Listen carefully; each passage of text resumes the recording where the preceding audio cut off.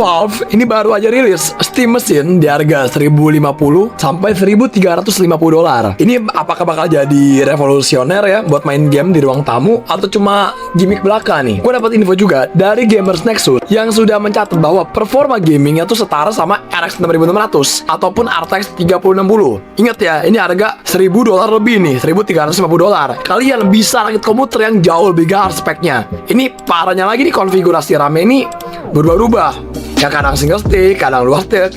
Ini juga jelas bakal ngerusak konsistensi dari performance-nya. Valve broke news to us that it would be shipping Steam machines with either a single 16GB stick or two 8GB sticks. The obvious problem with this is channeling.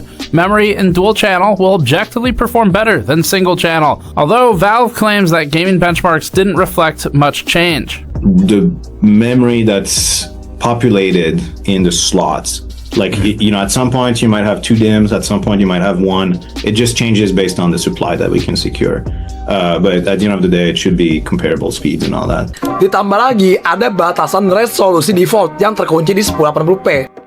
Issue we ran into was that the resolution for all games is capped to 1920 by 1080 out of the box. There's a maximum resolution for each game in its Steam configuration settings, which starts at the known and common resolution of default, meaning that it defers to the top level Steam setting for maximum game resolution, which is also default, meaning in this instance 1920 by 1080.